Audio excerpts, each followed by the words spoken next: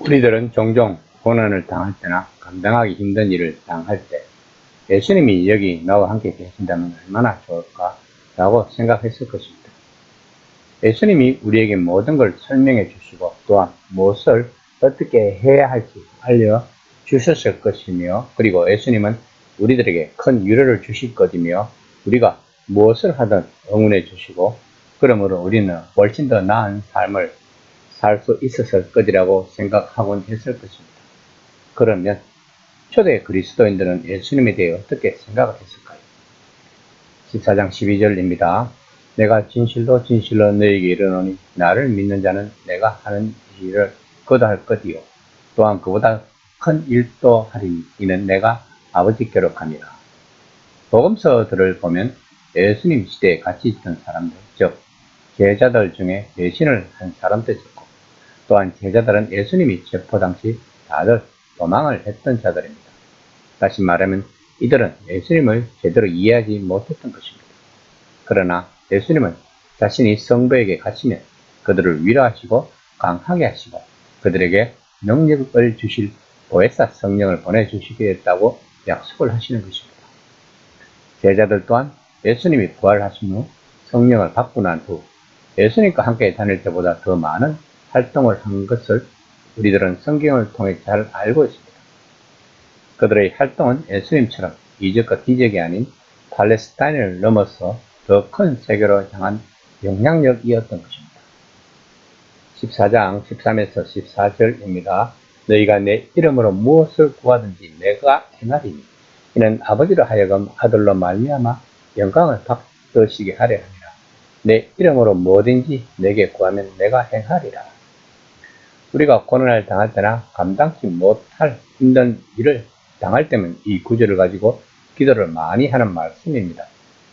그러면 이 말씀의 진정한 뜻은 무엇일까요? 앞의 말씀에서 그보다 더 큰 일을 한다고 했습니다. 다시 말을 하면 제 아무리 우리의 기도가 어리석고 이기적이고 해로운 것이라고 우리가 생각하는 것에 예수님의 이름으로 기도를 합니다. 말을 붙이기만 하면 된다는 뜻은 아니라는 것입니다. 이러면은 응답, 인품이 드러내야 한다는 것을 알아야 합니다. 다시 말하면 예수님의 인품에 맞는 기도를 해야 한다는 것입니다.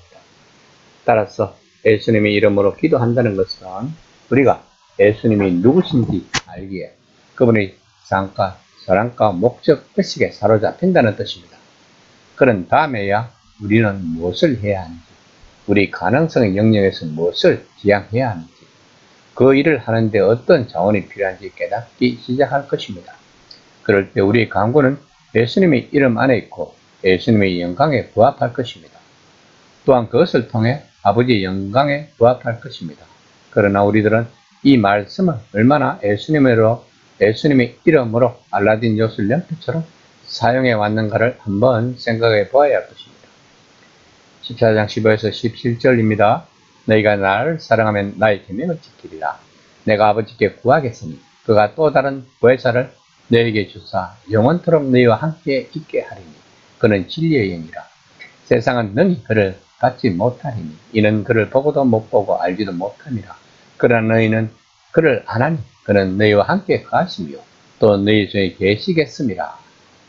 예수님은 진정 자기를 따르는 제자들에게 또 다른 보혜사를 보내주시겠다고 말씀하십니다. 바로 성령이신 것입니다. 이 단어에는 위로자란 의미가 있다고 합니다. 위로는 신비스럽고 경이로운 일을 합니다.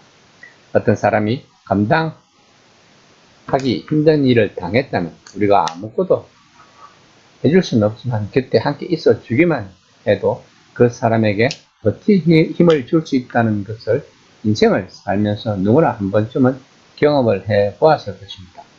성령은 바로 우리들에게 이런 위로자 역할을 하는 것입니다. 또한 보혜사는 변호자라는 의미도 있다고 합니다. 변호사는 법정에 서서 사건의 진상을 의뢰인 관점에서 판사나 배심원에게 설명을 합니다. 변호사는 사건을 변론합니다. 예수님은 지금 하나님의 재판관이신 하늘 법정의 관점에서 상황을 바라보고 계시는 것입니다. 즉 제자들에게 박해를 당하거나 억울한 처지가 되었다고 해도 걱정하지 말라는 것입니다. 왜냐하면 성령께서 하나님에게 그들을 위해 탄원해 주실 것이기 때문이라고 말씀하고 있는 것입니다. 바울 또한 로마서 8장 26에서 27절에서 같은 말을 했다는 것을 알 수 있습니다. 이 약속된 성령 덕분에 이제 그리스도인들은 예수님의 생애에 함께했던 제자들보다 훨씬 더 유리한 상황에 있다는 것을 알아야 할 것입니다. 물론 예수님 자신과 같은 치유 능력을 제자들에게 주셨습니다. 하지만 대체로 그들은 상당히 당황한 채 그분을 따라갔고 그분이 같이 계시지 않을 때는 많은 일을 할 수가 없었습니다. 하지만 성령 덕분에 더 큰 일을 할 수가 있다고 하는 이 책을 읽는 독자들은 얼마나 성령이 충만할까요? 그러면서 자신이 성령을 받았는지 한 번씩 확인해 보았을 것입니다. 그러면서 예수님은 성령을 통해 우리가 함께 계시기 때문에 우리의 것이 된 놀라운 약속을 제시하십니다. 예수님은 제자들에게 고아와 같이 버려주지 아니하고 너희에게 오리라고 18절에서 약속하십니다.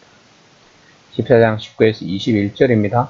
조금 있으면 세상은 다시 나를 보지 못할 것이로되 너희는 나를 보리니 이는 내가 살아있고 너희도 살아있겠습니다.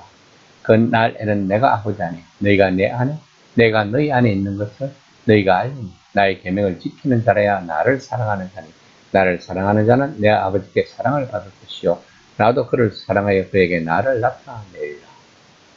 우리들이 믿음의 눈으로 똑똑히 예수님을 보면 우리는 그분의 새로운 생명과 더불어 살아갈 것입니다. 또한 우리는 무엇보다 가장 심오하게 성경에 대해서 알게 될 것입니다. 곧 그분과 아버지가 서로 안에 있고 우리가 그분 안에 있고 그분이 우리 안에 계신다는 것을 아는 것입니다. 또 우리는 끊어지지 않는 사랑의 끈으로 예수님과 아버지와 하나가 될 것입니다. 이 시간 나는 과연 삼위의 하나님과 하나가 된 삶을 살고 있는지 한번 점검해보는 시간이 되었습니다.